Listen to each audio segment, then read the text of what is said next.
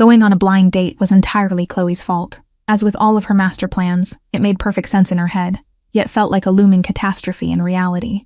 Still, after half a year of spending my Friday nights devouring ice cream and shedding tears over fictional romance tropes that only highlighted my tragic love life, I finally caved. "His name is Julian," Chloe had announced, shoving a picture of a guy who could have easily modeled for a high-end fragrance ad. He had the classic blonde hair, striking blue eyes, and a chiseled jawline that likely boasted its own dedicated fan base. "He's a finance guy, terribly dull but incredibly handsome. And he explicitly requested a girl who actually reads," she added. Apparently, he was completely exhausted from going out with women who assumed Dostoevsky was just a premium brand of vodka. That is exactly how I ended up shivering outside the Crimson Lounge at 8 o'clock on a bitter February evening. I was squeezed into a dress Chloe swore would elongate my legs and flatter my figure, though my glasses kept steaming up with every breath. The elegant updo I had spent a full hour perfecting was already falling apart. I was essentially a walking disaster, but simply showing up had to count for something. The bar was exactly as pretentious as its name suggested. Low lighting, velvet furniture, a dress code that probably included rules about acceptable thread counts. I felt immediately out of place, clutching my vintaged purse like a security blanket. Julian had said he'd be at the bar wearing a dark suit, holding a copy of War and Peace because Chloe had told him it was my favorite book. I scanned the room looking for blonde hair and Russian literature. There, at the end of the bar, a man in a dark suit, a thick book resting beside his drink. He wasn't facing me, so I couldn't confirm the blonde hair, but the suit was definitely dark, definitely expensive, definitely Julian. Relief flooded through me. He'd actually shown up. He actually existed. The night wasn't going to be a complete waste. I took a deep breath, channeling every romance novel heroine I'd ever edited. Confident. Sexy. The kind of woman who walked up to gorgeous men in bars and made them fall in love with her. I could do this. I walked toward him, my heels clicking against the polished floor. He still hadn't turned around. Good. I could make an entrance, surprise him, start the night with something memorable. Chloe had told me to be bold, to take chances, to stop waiting for life to happen, and make it happen instead. So when I reached him, instead of tapping his shoulder or saying hello like a normal person, I did something insane. I spun his bar stool around and kissed him. It was supposed to be a quick kiss, a bold opener, a story we tell at our wedding someday about the crazy way we met. But the moment our lips touched, something short-circuited in my brain. He tasted like whiskey in winter. His lips were firm and warm against mine. His hand came up to cup the back of my head, fingers tangling in my ruined updo, and instead of pulling away in confusion, he pulled me closer. The kiss deepened. I forgot where I was. I forgot what I was doing. I forgot everything except the heat of his mouth, and the strength of his grip, and the way my entire body seemed to ignite from a single point of contact. When we finally separated, both breathing hard, I opened my eyes and realized I'd made a terrible mistake. The man looking back at me wasn't blonde. His hair was dark as midnight, swept back from a face that belonged in Renaissance paintings or wanted posters. His jaw was sharp enough to cut glass. His cheekbones cast shadows in the low light, and his eyes. God, his eyes. They were gray-blue, the color of storm clouds over the ocean, and they were looking at me with an intensity that made my knees weak. I stumbled backward, my face burning. "I'm so sorry. I thought you were someone else." He didn't let go of my waist. "Did you?" His voice was deep, accented. Russian maybe, or something Eastern European that made every word sound like a command. "Yes, I'm meeting someone. A blind date. He was supposed to be here at the bar with a book. And you have a book and I just assumed. You assumed wrong, clearly. Obviously, I'm so sorry. I tried to pull away. His grip tightened. "Where are you going? To find my actual date? The one I was supposed to kiss. He's not here." "What?" The man nodded toward the entrance. Blonde man, blue eyes. "Arrived 10 minutes ago," looked around, and left with the redhead who was waiting by the door. My heart sank. He laughed. "Apparently she was more interesting than waiting for you. But I checked my phone. I'm 15 minutes late. That's nothing. That's fashionable. Fashionable for some, unacceptable for others." His thumb traced a circle on my hip, the touch burning through the thin fabric of my dress. "His loss, I think. Excuse me? A woman who kisses strangers in bars, who takes risks, who doesn't wait for permission." Those storm cloud eyes swept over me. That's not something a man walks away from. I should have been offended, should have pulled away, found my dignity, and left this bar to never return. Instead I said, "You're still holding me." "I am." "Why?" "Because you haven't asked me to stop." It was true. I hadn't. and standing in the circle of his arms, feeling his warmth against the February chill, I wasn't sure I wanted to. "Who are you?" I asked. "Dmitry Volkov." He said it like the name should mean something. "And you?" "Ruby. Ruby Hayes. Ruby." He tasted my name like he tasted me a moment ago. Short for something, just Ruby. My mother was a fan of gemstones, a precious name for a precious thing. His smile was slight but devastating. "Tell me, Ruby Hayes, what do you do when you're not kissing strangers in pretentious bars?" "I'm an editor at a publishing house, books." Something lit up in those gray eyes. "You love them. How do you know?" "The way you looked at mine when you approached, like it was an old friend." He gestured at the book beside his drink. It wasn't War and Peace. It was something in Russian I couldn't read. "Most people don't notice books. You noticed mine before you noticed me. I thought you were someone else." "So you've mentioned." He finally released my waist, but only to pull out the bar stool beside him. "Sit, have a drink. Tell me about the books you love." "I really shouldn't. I just assaulted you. You kissed me. There's a difference." His smile widened fractionally. "And I kissed you back, so we're equally guilty." "That's not how." "Sit, Ruby." His voice dropped, became something that brooked no argument. "Please." I sat. God help me, I sat. 2 hours passed like minutes. Dmitry ordered drinks I never heard of and food I couldn't pronounce. He asked questions about my work, my favorite authors, my least favorite manuscript I'd ever edited. He listened like every word I said was important, like I was the only person in the room. I learned almost nothing about him. He deflected personal questions with skill that suggested practice. He changed subjects with elegance that felt almost choreographed. By the time I realized I had been talking about myself for 2 hours straight, I knew only 3 things about Dmitry Volkov. He loved Russian literature. He had a younger sister he adored. He looked at me like I was a puzzle he wanted to solve. "You're very good at this," I said finally, swirling the remains of my 3rd cocktail. "At what?" "Making people talk about themselves, avoiding talking about yourself." "Am I? Do you know you are?" I set down my glass. "You've been interrogating me for 2 hours and I still don't know what you do for a living. Does it matter?" "It might. You could be a serial killer. Serial killers don't read Volkov in public bars." "That sounds like something a serial killer would say." He laughed. Actually laughed, the sound rich and warm and completely unexpected. Transformed his face, softening all those sharp edges, making him look almost boyish. "I'm in business," he said finally. "Import and export. Very boring, very legitimate."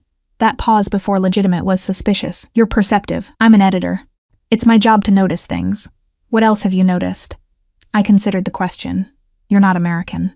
"Russian, I think, based on your accent and your reading material. You're wealthy, based on your watch and your clothes, and the way the bartender treats you like royalty. You're used to getting what you want, based on the way you commanded me to sit down. And you're lonely." His expression shifted. "Lonely? You've been here alone on a Friday night, reading a book instead of meeting friends or going on dates. You let a complete stranger kiss you, and then convinced her to stay. You've been talking to me for 2 hours about books and never once checked your phone." I met his eyes. "That's loneliness, Dmitry. I recognize it, because I have the same disease." Silence stretched between us. I watched emotions flicker across his face. Surprise, recognition, something that looked almost like pain. "You see too much," he said quietly. "Occupational hazard, could be dangerous. Seeing too much in the wrong person." "Are you the wrong person?" The question hung in the air. His jaw tightened, his eyes darkened. "Probably," he admitted. "Almost certainly. Then why are you still sitting here?" "Because you kissed me, and I haven't been able to think about anything else." "Since." His hand found my face, thumb tracing my cheekbone. "Because you're the most interesting thing that's happened to me in years. Because I want to know what other surprises you're hiding behind those beautiful eyes. Ruby, come home with me." The words landed like stones in still water. I stared at him, my heart racing. "I don't do that, go home with strangers. You kissed one tonight. That was different. How? I thought you were someone else. And now that you know I'm not." His thumb traced lower, brushing my lower lip. "Now that you know I'm wrong for you, probably dangerous, certainly complicated. What do you want to do now?" I should have said no, should have thanked him for the drinks and the conversation, and walked out of this bar and never looked back. Instead, I said, "Kiss me again." His smile was slow and predatory. "With pleasure." He kissed me properly this time. Not the surprised collision of our first contact, but something deliberate, consuming. He kissed me like he was staking a claim, like he was branding himself onto my soul.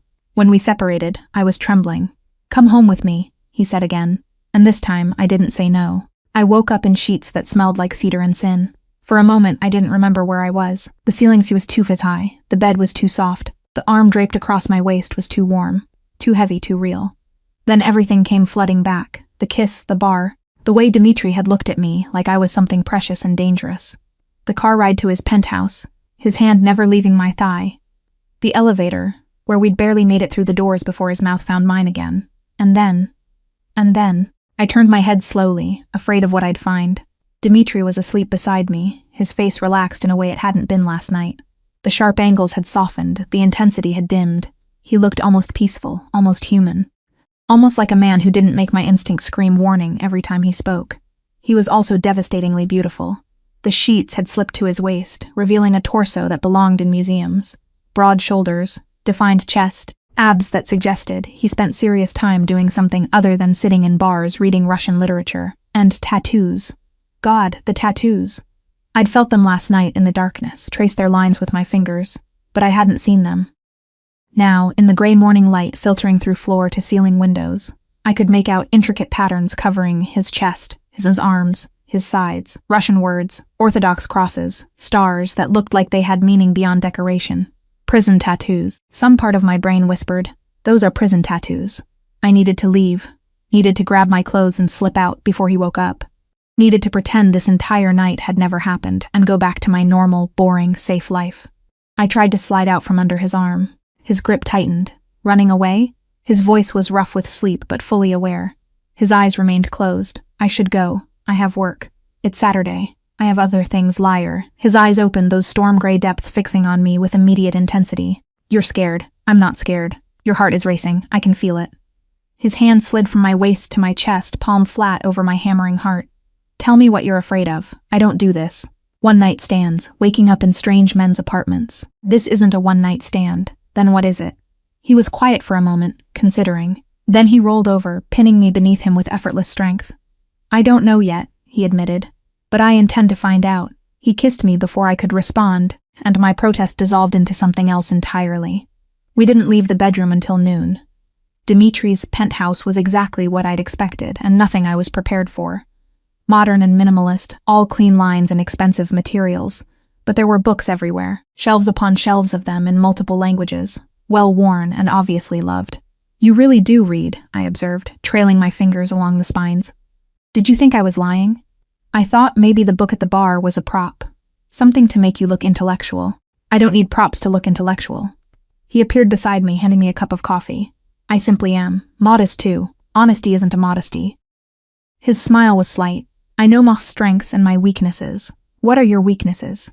I'm still determining if you're one of them. The words sent heat through me that had nothing to do with the coffee. You keep saying things like that, I said. Like I'm dangerous. Like I have some power over you. You kissed me without knowing who I was. That takes courage or insanity. Definitely insanity. And yet here you are. Still, his fingers found my chin, tilting my face up. Why didn't you leave when you woke up? You wouldn't let me. I would have, if you'd really wanted to go. His thumb traced my lower lip. You stayed because you wanted to. Because something about last night felt different from your normal life. He was right. That was the terrifying part. What are we doing, Dimitri? Getting to know each other. Like civilized people. Civilized people don't usually spend the first 12 hours of their acquaintance in bed. Then we're ahead of schedule. He released my chin and moved toward the kitchen. Breakfast. I followed. Because what else could I do? You cook? My mother would disown me if I couldn't. Russian mothers don't raise helpless sons. Tell me about her. She's terrifying. Wonderful. The only person in the world I genuinely fear. He pulled ingredients from a refrigerator that probably cost more than my car. She's been trying to marry me off for years. Brings eligible women to every family dinner. Makes pointed comments about grandchildren. That sounds intense. It's exhausting. But she means well. He cracked eggs with practiced efficiency. She wants me to be happy. She just has very specific ideas about what that looks like. What does it look like? A wife, children, a respectable life. His voice hardened slightly. Things that may not be possible for me. Why not? He was quiet for too long. I watched him cook, watched the tension in his shoulders, the careful control of his movements. My life is complicated, he said finally. There are things about me, about my family, that make normal relationships difficult. Everyone has complications. Not like mine. He turned to face me, his expression grave. I'm going to tell you something, Ruby. And after I tell you, you can leave. No questions asked, no consequences, but you deserve to know who you spent the night with. My stomach tightened. You're not a serial killer, are you? No. A ghost of humor crossed his face. Though what I am may not be much better. Tell me. My family controls certain enterprises in this city. Import, export, as I said, but also other things. Things that exist outside the normal boundaries of law. The words hung in the air. I processed them slowly, fitting pieces together that I hadn't wanted to see. The expensive penthouse, the deference of the bartender, tattoos that marked his body like a map of violence. You're a criminal. I'm a businessman. The nature of my business is simply unconventional. That's a very polite way of saying you're in the Mafia. I don't use that word, but yes. Something similar. He met my eyes without flinching. My family has operated in this city for 3 generations. I inherited the responsibility. I didn't choose it. But you do it anyway. I do what's necessary to protect my people, to maintain order, to ensure that the chaos that exists in the shadows doesn't spill into the light. His voice was steady. I'm not asking you to approve. I'm asking you to understand. I should have run. Should have grabbed my purse and fled and never looked back. Everything I'd ever read about men like him, every crime documentary, every news story screamed that I was in danger. But I thought about last night. About the way he'd listened to me, the way he'd touched me like I was something precious, the way he'd made me feel seen for the first time in years. Why tell me this? You could have let me leave without knowing.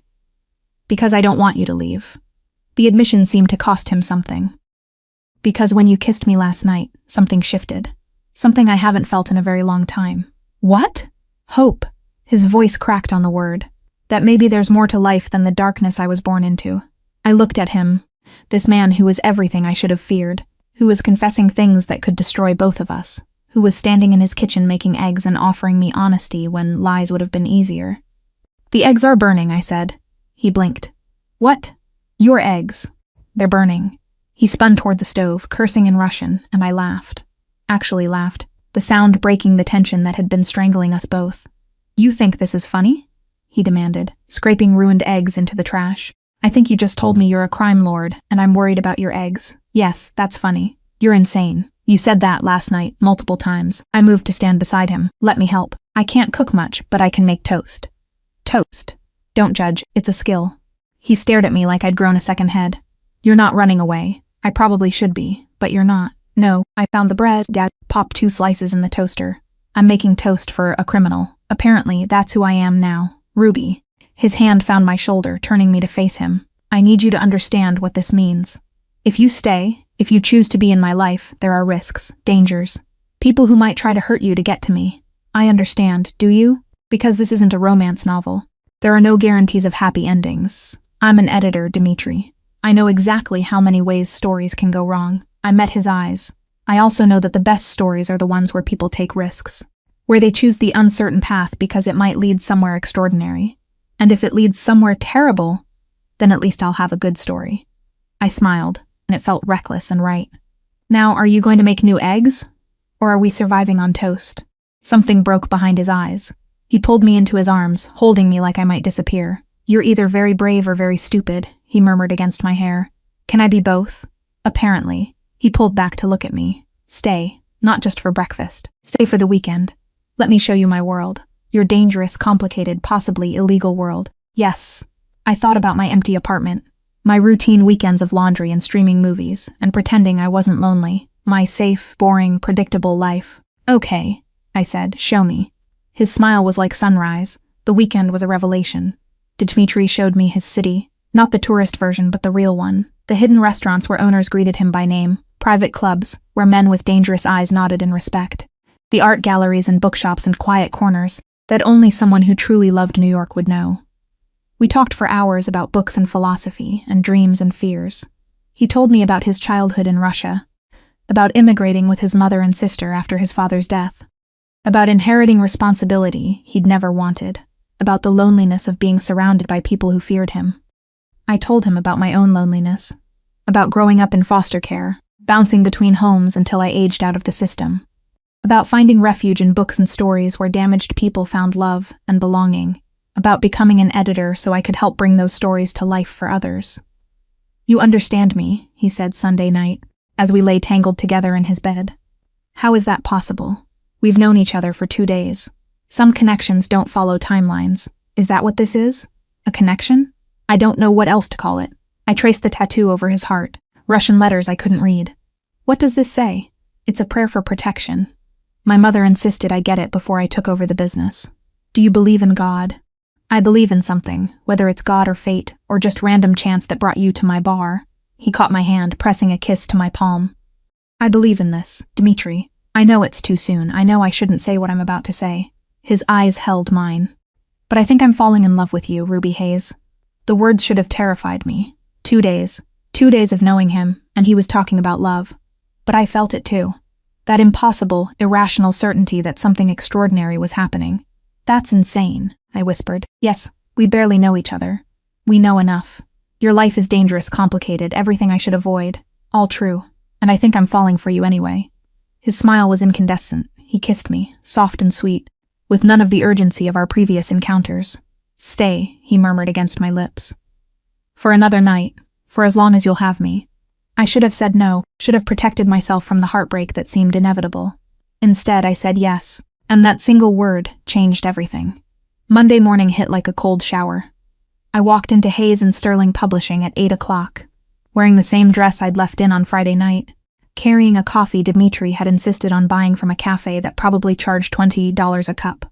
Chloe was waiting at my desk like a predator stalking prey. You didn't come home. I'm aware.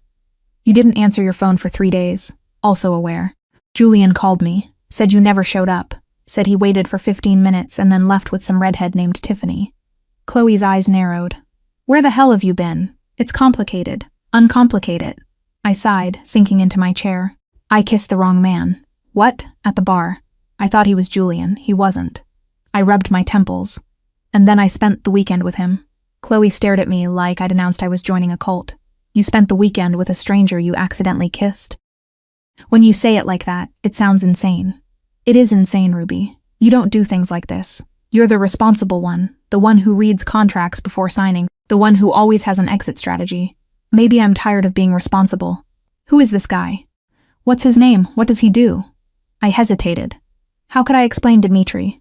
How could I tell my best friend that I'd spent the weekend falling in love with a crime lord who read poetry and made me feel seen for the first time in my life? His name is Dmitri. He's in business. What kind of business? Import, export, things like that. Chloe's expression shifted from concern to suspicion. Ruby, what aren't you telling me? Nothing. It's new. I don't want to jinx it. You don't believe in jinxes. I'm developing new beliefs.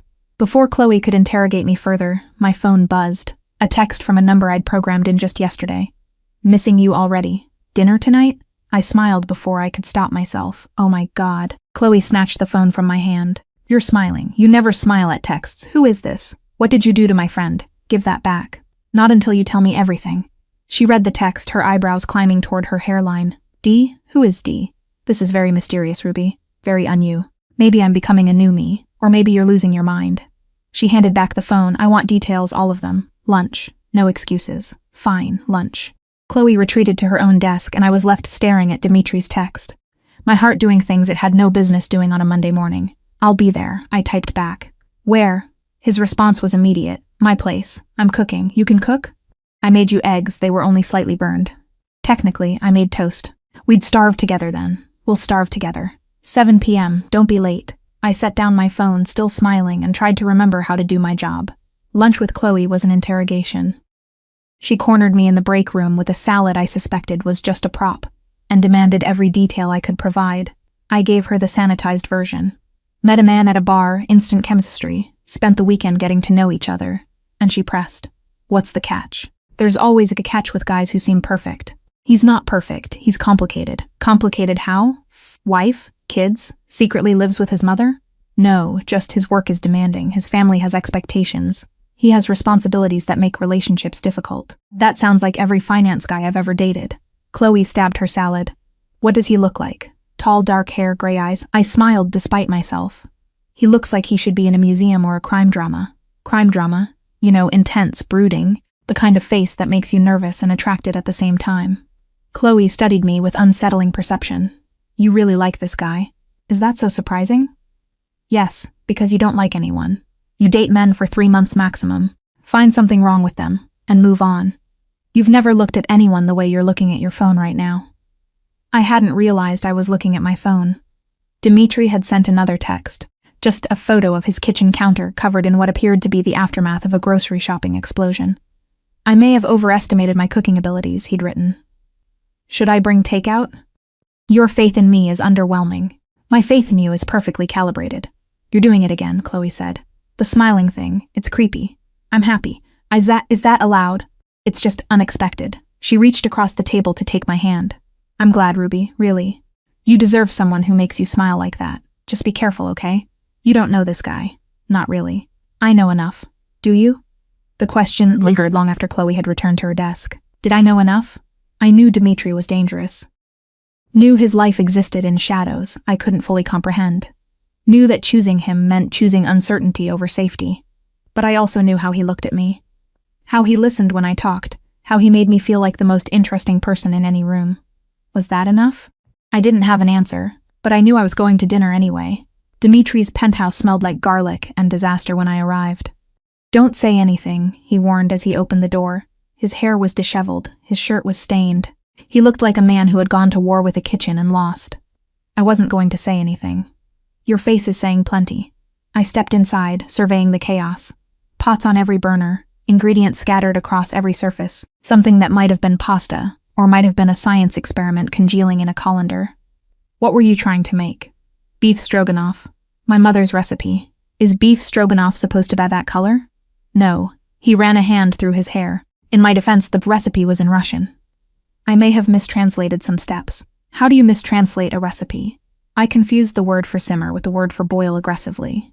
He looked genuinely distressed. I wanted to impress you. But you did impress me. With my disaster. With the fact that you tried. I moved toward him, wrapping my arms around his waist. Most men I've dated would have just ordered delivery and claimed they made it. I considered that. It felt dishonest. Crime lord concerned about honesty. How charming. I'm not a... He stopped, sighing. I suppose I walked into that. You definitely did. I kissed his cheek. Now show me what we're working with. Maybe we can salvage something. We couldn't salvage anything.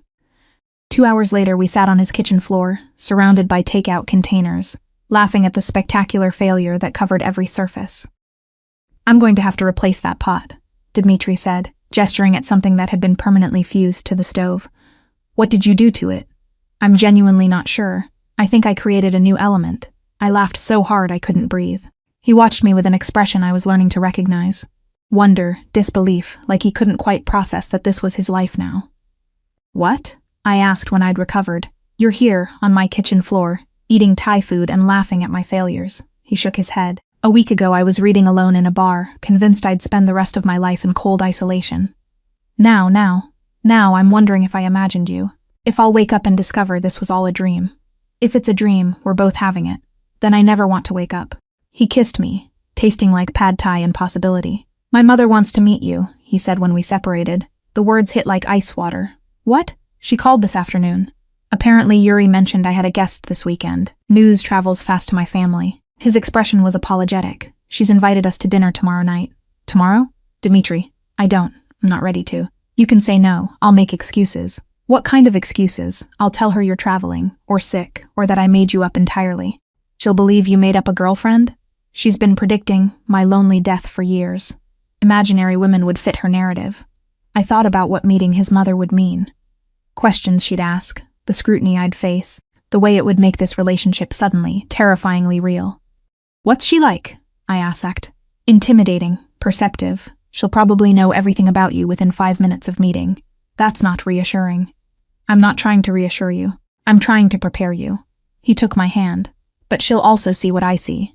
Someone extraordinary, someone worth protecting. Worth protecting from what? From everything, including me, if necessary. The words were heavy with meaning I didn't fully understand. I'll go, I heard myself say. To dinner with your mother? You're sure?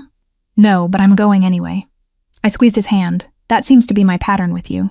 His smile was grateful and afraid all at once. Thank you. Don't thank me yet. I might embarrass you horribly. Impossible. I once told a date's mother that her meatloaf tasted like a wet sock. Did it?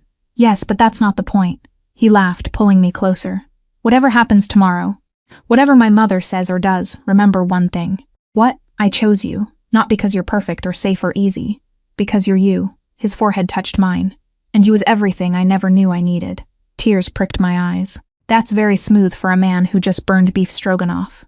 I contain multitudes, clearly. We stayed on that kitchen floor until midnight, talking and kissing, and not thinking about tomorrow. Tomorrow could wait. Tonight we had each other, and for now, that was enough. Elena Volkov was exactly as terrifying as Dmitri had promised. She greeted us at the door of her Brooklyn brownstone, with a smile that could have frozen vodka, and eyes that catalogued every detail of my appearance in 3 seconds flat. Her silver hair was swept into an elegant updo. Her dress probably cost more than my monthly rent. She looked like a woman who had survived things I couldn't imagine and emerged stronger for it. "So," she said, her accent thicker than Dimitri's, "this is the girl who kissed my son thinking he was someone else." "Mother," Dmitri warned. "What?" Yuri told me. "Very romantic, very bold. Those sharp eyes fixed on me." "I approve of bold, come in." The brownstone was warm and cluttered in a way that felt lived in. Family photos covered every surface. The smell of something delicious drifted from the kitchen. It was nothing like Dimitri's minimalist penthouse. "You expected something different," Elena observed, watching my reaction. "I expected something colder. Cold is for business, home is for warmth." She gestured toward the living room. "Sit. Dmitri, help your sister in the kitchen. I want to talk to your Ruby alone." "Mother, go. It wasn't a request." Dmitri shot me an apologetic look and disappeared. I was left alone with the most intimidating woman I'd ever met. "You're frightened," Elena said, settling into an armchair across from me. "Good, you should be. Why? Because my son is not an ordinary man. His life is not ordinary. The woman who loves him will face challenges ordinary women never imagine." She tilted her head. "Are you prepared for that?" "I don't know. Honest. I like that." She leaned forward. "Tell me about yourself, Ruby Hayes. Not the things my son has already told me, the things you hide." "I don't hide things. Everyone hides things. The question is whether the hiding is shame or protection." Her eyes softened fractionally. "You grew up without parents, foster care, bounced between homes, learned early that love is temporary and safety is an illusion. Dmitri told you." "Dmitri told me facts. I'm reading between the lines." She paused. "You became an editor because stories were the only constant in your childhood. Books couldn't leave, books couldn't hurt. Books were safe when people weren't." My throat tightened. "That's accurate. And now you've stumbled into my son's life, a man who is anything but safe, a man whose love comes with danger attached." Elena's voice was gentle despite her words. "Why did you stay?" "Because he sees me." The answer came without thought. "Because when he looks at me, I feel like the most interesting person in the world. Because for the first time in my life, someone is fighting to keep me, instead of finding reasons to let me go." Silence stretched between us. I watched emotions flicker across Elena's face. Surprise, understanding, something that might have been approval. "You love him." "Yes. Insanely, irrationally, in a way that terrifies me." "Good." Love should be terrifying. Safe love is boring. Elena rose, crossing to sit beside me on the couch. My husband was terrifying. A monster to his enemies, a saint to his family. He would have burned the world for me. I miss him every day. How did he die? Protecting Dmitri from men who wanted to take what we'd built. Her voice hardened. My son carries that guilt. Believes his father's death was his fault. That's why he keeps people at distance, why he's convinced love is a vulnerability he can't afford. But he let me in. Yes, which tells me you're either very special or very dangerous. Elena's hand found mine. "I suspect you're both." Before I could respond, Dmitri appeared in the doorway. "Dinner's ready. And Mother, please stop interrogating my girlfriend." "I'm not interrogating. I'm vetting." Elena stood, straightening her dress. "There's a difference." "Is there? One involves more vodka." She winked at me. "Come, Ruby. Let's see if you can survive my borscht." Dinner was surprisingly wonderful. Dmitri's sister Mila was warm and welcoming, a younger version of her mother with her brother's dry humor. She peppered me with questions about publishing, about the books I edited, about whether I could get her advance copies of anything good. "She reads more than I do," Dmitri observed. "Everyone reads more than you. You're too busy doing criminal things." "Mila." Elena's voice was sharp. "What? It's true. He hasn't finished a book in months. I've been busy. You've been brooding." Mila turned to me. "He's been impossible lately. Worse than usual. Now I understand why." "Why?" I asked. "Because he was lonely and didn't know how to fix it. And then you fell into his lap, literally from what I hear, and now he's terrified of losing something he never expected to have." "Mila, I swear. It's true, and you know it." Mila reached across the table to squeeze my hand. "Don't let him scare you away, Ruby. He's not as cold as he pretends. Underneath all that ice, he's actually quite soft." "I am not soft. You cried at the end of that movie last month. It was allergies, it was Pixar. You sobbed into a pillow."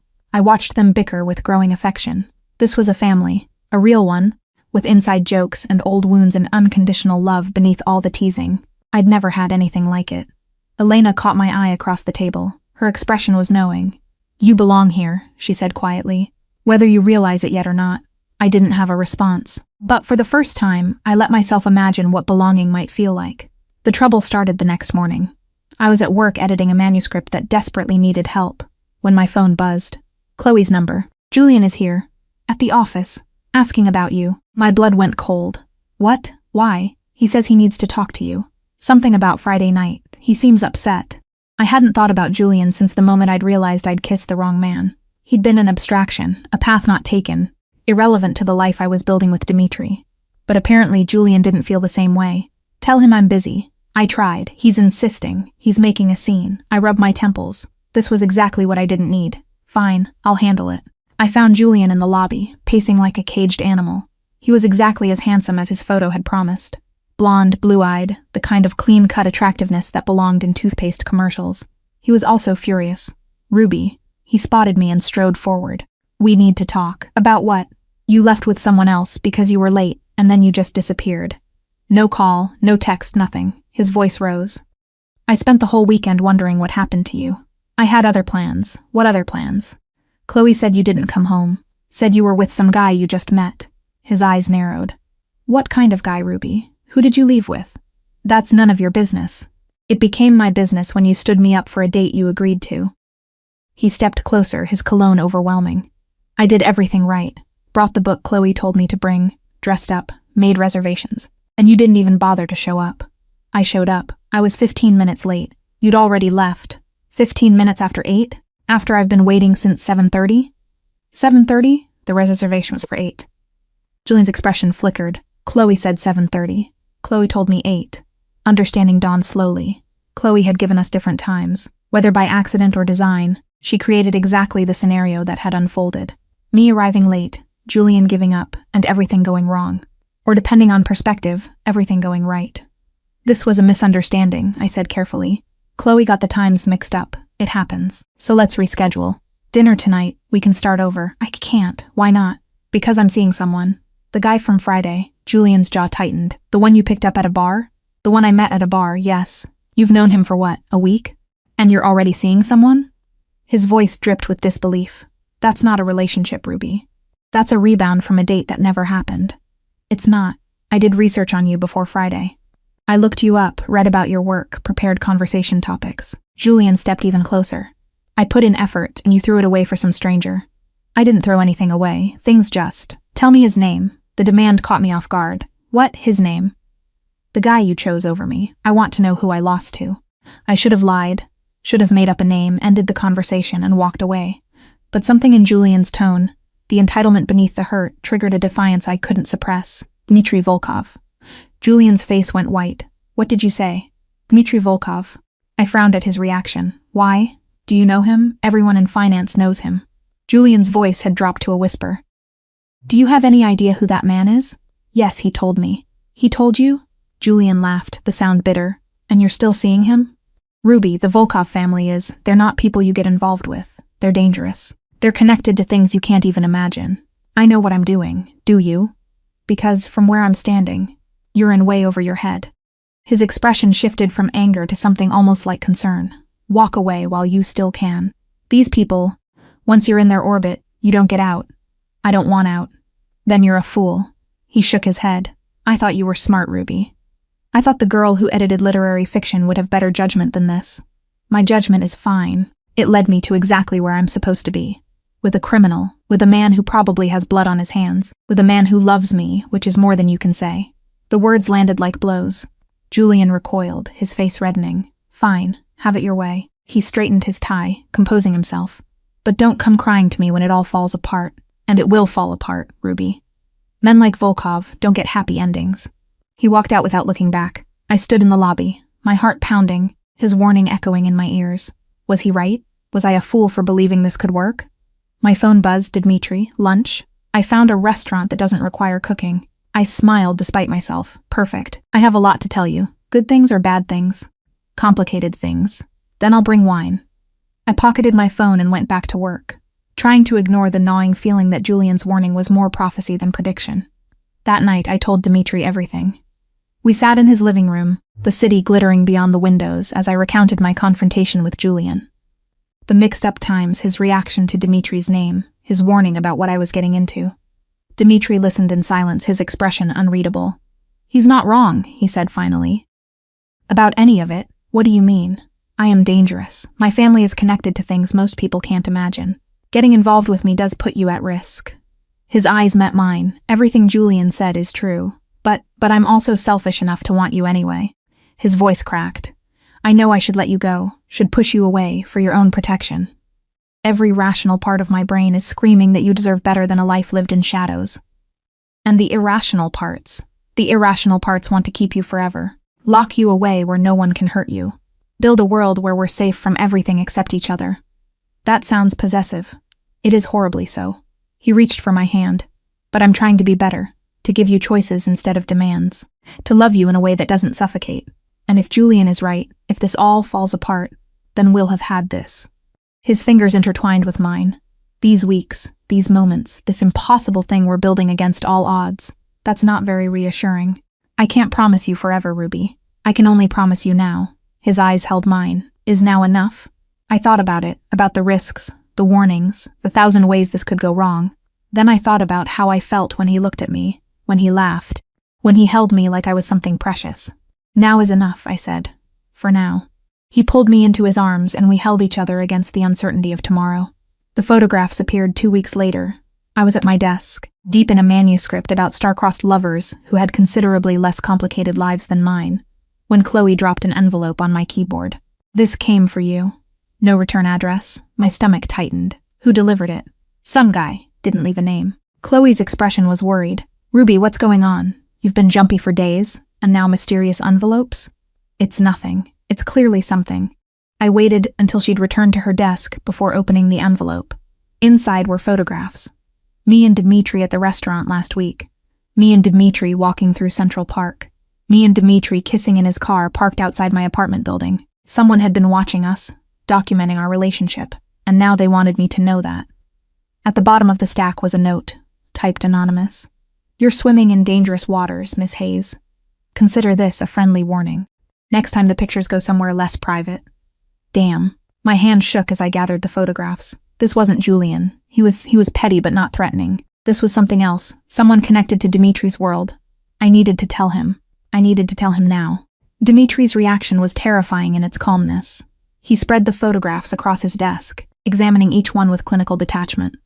His expression revealed nothing. His hands were steady, but I could feel the rage building beneath his surface like pressure before a storm. "When did these arrive?" "This morning, at my office. And you're sure you don't recognize the delivery person?" "I wasn't there. Chloe saw him, said he was average, forgettable." I wrapped my arms around myself. "It's a tree. Who would do this? Who's watching us?" "Several possibilities." His voice was ice. "Business rivals, enemies of my family, people who want leverage." "Leverage for what? To control me, to threaten me, to make me do things I don't want to do." His eyes finally met mine. "You're a vulnerability, Ruby. The kind that men like me aren't supposed to have. I'm sorry, don't." His hand caught mine. "Don't apologize for existing. Don't apologize for being in my life." His grip tightened. "This is my fault. I knew the risks. I pursued you anyway. So what do we do?" "I find out who sent these and I make them regret it." The cold certainty in his voice should have frightened me. Instead, it made me feel safe. "I'm not leaving you," I said. "If that's what you're thinking. I'm not running away because someone took pictures. You should. Any rational person would. I stopped being rational the night I kissed you." I moved closer, cupping his face in my hands. "We're in this together, whatever happens." Something broke behind his eyes. He pulled me into his arms, holding me like I might disappear. "I won't let anyone hurt you," he murmured. "Whatever it takes, whoever it is. I'll burn the world down before I let them touch you. That's dramatic. That's a promise." Yuri identified the source within 48 hours. We sat in Dmitri's study, surrounded by surveillance equipment and tension, as Yuri delivered his report. "Igor Morozov, mid-level operator, works for the Sokolov family." Yuri's voice was flat. "He's been following you for 3 weeks, acting on orders from above." "The Sokolovs," Dmitri's jaw tightened. "They're testing me." "Testing you how?" I asked. "Sokolov family controls territory that borders mine. We've had an uneasy peace for years. But Viktor Sokolov has always wanted more. Dmitri's eyes darkened. He's using you to gauge my reaction, to see how vulnerable I've become because of you.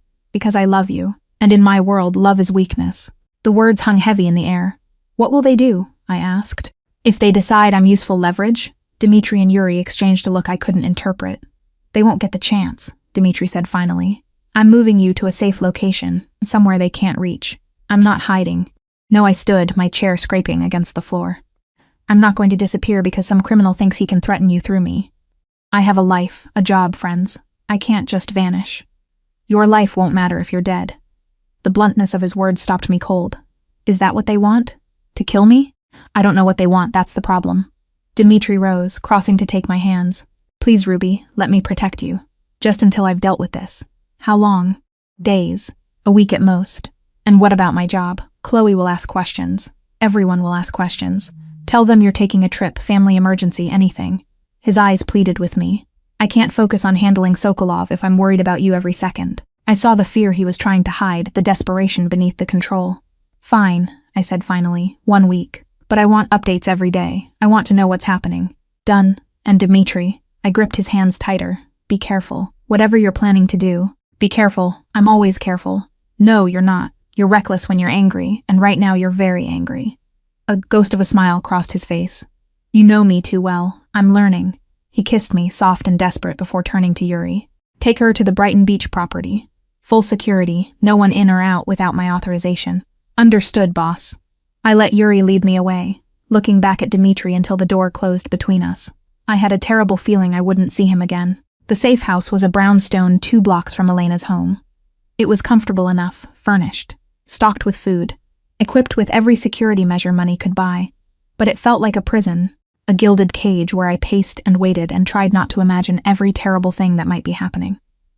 Yuri stationed guards at every entrance. Elena visited daily, bringing food and company, and pointed observations about her son's stupidity.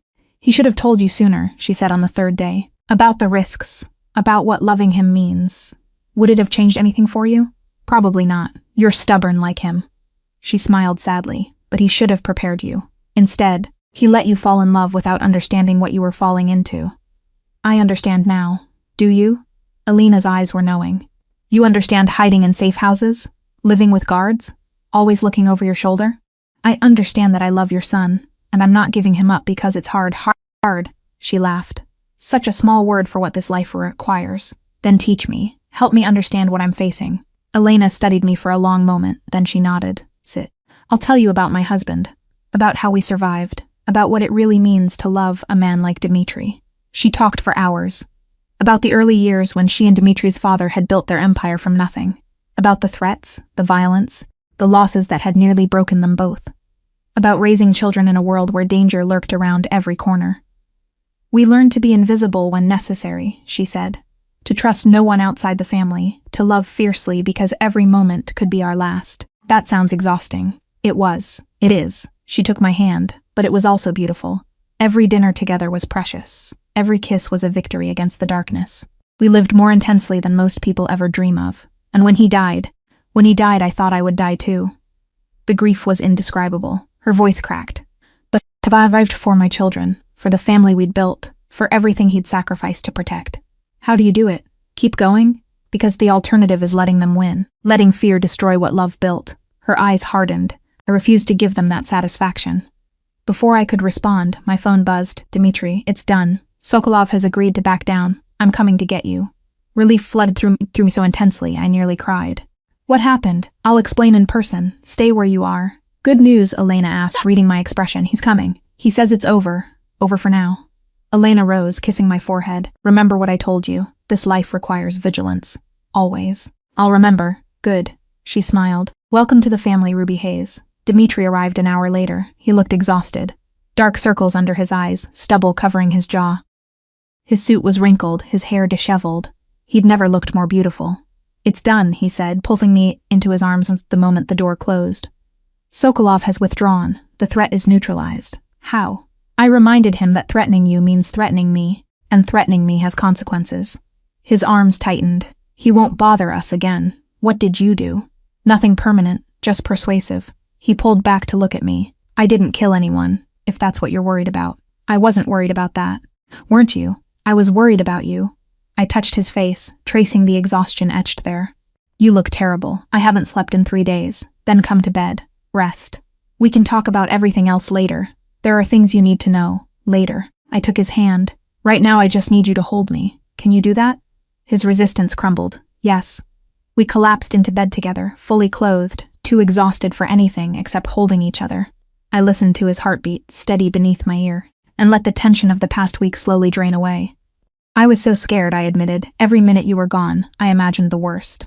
I know. I'm sorry. Don't be sorry. Just be here. I will be. His lips brushed my hair. I love you, Ruby. I love you too. I pressed closer, even though you're dangerous and complicated and terrible at cooking. Especially because I'm terrible at cooking. That's the part I love most. His laugh was tired, but genuine. Sleep, I murmured. Tomorrow we'll figure everything out. Tomorrow, he agreed.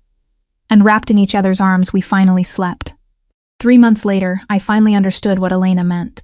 Living with Dimitri wasn't just about danger and safe houses and looking over my shoulder.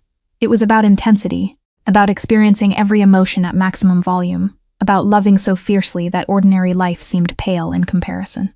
We'd found our rhythm. I still worked at Hayes and Sterling, still edited manuscripts about love stories considerably less complicated than my own. But now I came home to Dimitri's penthouse instead of my cramped apartment. Now I woke up to gray eyes and morning kisses, and arguments about whose turn it was to make coffee. It was mundane and magical all at once. You're smiling at your computer again, Chloe observed, appearing at my desk with 2 lattes. It's creepy. I'm happy. Is that still not allowed? It's allowed. It's just still weird. She handed me a cup. 3 months with the mystery man. That's a record for you. His name is Dimitri. You can use it. I'll use it when I meet him. Chloe settled into the chair across from me. Which, by the way, you've been avoiding. Every time I suggest dinner, you have an excuse. She wasn't wrong. I've been keeping Chloe and Dimitri separate, afraid of what might happen when my 2 worlds collided. Chloe was perceptive. She'd ask questions. She'd dig. And I wasn't sure how to explain that I was living with a man whose business operated in shadows she couldn't imagine. You're right, I said finally. We should do dinner this weekend. Chloe's eyebrows shot up. Really? Really? It's time you met him. Is he going to be weird? Men who hide from their girlfriends' friends are usually weird. He's not weird. He's just private. Private. Sure. Chloe grinned. Saturday, 7 p.m. That Italian place you love, and Ruby, no backing out this time, and no backing out. I pulled out my phone as soon as she left. Chloe wants to meet you. Dinner Saturday. Can you be normal for 2 hours? Dimitri's response came quickly. Define normal. And no bodyguards, no Russian, no intimidating anyone. That eliminates most of my personality. Try anyway. For you, I'll try. I smiled at my phone, ignoring the stack of manuscripts demanding my attention. This was going to be interesting. Saturday arrived with a mixture of anticipation and dread. I spent an hour getting ready, changing outfits 3 times before settling on a dress that said normal girlfriend without screaming, trying too hard. Dimitri watched my preparations with amusement from the bed. You're nervous. Of course I'm nervous. My best friend is meeting my crime lord boyfriend. What could possibly go wrong? I'm not a crime lord. You literally have people who call you boss. That's just a term of respect. He rose, crossing to wrap his arms around me from behind. I'll be charming. Appropriate, completely unmemorable. You're physically incapable of being unmemorable. I'll try. His lips brushed my neck. For you. That's just what I'm afraid of. Chloe was already at the restaurant when we arrived. She spotted us immediately, her eyes widening as she took in Dimitri for the first time. I watched her catalog everything. The expensive suit, the commanding presence, the way other diners seemed to instinctively make room for him. So, she said as we sat down, you're the mystery man, Dmitri Volkov. He extended his hand with a smile that was almost normal. Ruby has told me a lot about you. Has she? Because she's told me almost nothing about you. Chloe shook his hand, her grip lingering longer than necessary. I've had to piece things together from context clues and imagination. What have you imagined? That you're either a CEO or a serial killer? Possibly both. Dimitri laughed, and I saw Chloe's expression shift. That laugh did things to people. Businessman, he said. Import, export, very boring. Nothing about you looks boring. Chloe's eyes swept over him again. So how did you 2 actually meet? Ruby has been vague. I kissed him by mistake, I said quickly. At a bar, I thought he was Julian. The blind date I set you up with? The one you stood up. Chloe looked between us. So you kissed a stranger thinking he was your blind date, and then what? Didn't notice he was completely different? It was dark. It wasn't that dark. I was optimistic. Dimitri's hand found my knee under the table. She kissed me.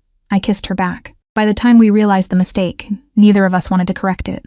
Romantic, Chloe said dryly, in a chaotic sort of way. Ruby is chaotic. It's what I love about her. You love her? The question was pointed. Chloe's journalist instincts were fully engaged. Yes, Dimitri's voice was simple and certain. I love her. Chloe studied him for a long moment. Whatever she saw seemed to satisfy something. Okay, she said finally. You're not what I expected. But okay. What did you expect? Someone shadier, more mysterious. You're being suspiciously normal. I'm trying very hard, I can tell. Chloe smiled, the first genuine one of the evening. It's sweet. Creepy but sweet. The rest of the dinner passed smoothly. Dimitri was charming without being overwhelming. He asked Chloe about her work, her interests, her opinions on books I'd edited. He told stories about his sister, his mother, his complete inability to cook anything more complicated than toast. He was impossibly normal. I like him, Chloe admitted when Dimitri excused himself to the restroom. Against my better judgment. Really? He's clearly obsessed with you. The way he looks at you, like you hung the moon. She shook her head. I've never seen anyone look at another person like that. He makes me happy. I can tell. That's what scares me. Chloe reached across the table to squeeze my hand. Just be careful, okay? There's something about him, something underneath all that charm. I know. Do you? I know everything, Chloe. And I'm choosing to stay anyway. She searched my face for a long moment, then nodded. Then I'm happy for you, both of you. Dimitri returned, sliding back into a seat with easy grace. Everything okay? Perfect, Chloe said. I was just giving Ruby the best friend seal of approval. You're approved, provisionally. Break her heart and I'll find creative ways to destroy you. Understood. Dimitri's smile was warm. I have no intention of breaking anything good. Chloe raised her wine glass. Then let's toast to accidental kisses and unexpected love. We clinked glasses and something settled in my chest. My worlds had collided and somehow, impossibly, they'd fit together perfectly. 3 weeks later, Dimitri took me back to the Crimson Lounge. Why are we here? I asked as we walked through the doors. The bar looked exactly as it had the night we met. Dim lighting, velvet furniture, pretentious atmosphere. Sentimental reasons. You're not sentimental. I'm becoming sentimental. Your influence. He guided me toward the bar. This is where it started. Where you saw me and decided to take a chance. I saw you and thought you were someone else. But you stayed. That's what matters. The bartender appeared before us, producing 2 drinks without being asked, the same drinks we'd had that first night. You planned this, I said. I planned everything. Dimitri turned to face me, and something in his expression made my breath catch. I've been planning for weeks, actually, trying to find the perfect moment, the perfect words. Dimitri, what are you? That night, when you kissed me, I thought the universe was playing a joke. A beautiful woman throwing herself at me because of a misunderstanding. She'd be horrified to discover. He took my hands. I should have let you go, should have explained the mistake and walked away. Instead, I held on, because something in me recognized something in you. But Dimitri, you said I was lonely. You were right. I'd built walls so high that I'd forgotten what it felt like to be seen. Then you looked at me with those amber eyes and saw everything. The poetry and the violence, the ice and the fire. And you stayed anyway. I stay because I love you. I know. That's the miracle. He reached into his pocket and produced a small velvet box. I love you, Ruby Hayes. More than I've ever loved anything. More than I thought I was capable of loving. My heart stopped. You changed me. Made me want to be better. Made me believe that maybe, despite everything I've done, I could deserve something beautiful. He opened the box, revealing a ring that caught the light like captured starlight. Marry me. I stared at the ring, at him, at this impossible man who'd become my entire world. I can't promise you safety, he continued. I can't promise that loving me will be easy. But I can promise to spend every day trying to be worthy of you, to protect you, to love you with everything I have. Dimitri. Tears streamed down my face. I was supposed to meet Julian that night. I was supposed to have a boring date with a boring man and go back to my boring life at. Instead, I kissed Yao by mistake. And it was the best mistake I ever made. Is that a yes? I laughed through my tears. That's a hell yes. He slid the ring onto my finger with trembling hands. Then he kissed me right there in the bar where we'd met, while strangers applauded, and the bartender discreetly wiped his eyes. I wasn't who you expected, Dimitri murmured against my lips. No, you were better. You're stuck with me now. I know. I pulled him closer. That's exactly what I wanted. The wedding was held in Elena's garden 6 months later. Chloe stood as my maid of honor, still slightly incredulous that her blind date disaster had led to this. Mila cried through the entire ceremony. Yuri, in an actual suit for once, looked like he might smile if the wind changed direction. And Dmitri waited at the altar, looking at me like I was the answer to every question he'd ever asked. "You're beautiful," he said when I reached him. "You're nervous, terrified." His smile was radiant. "I keep waiting for you to realize you can do better. I could do safer, not better." The ceremony was simple.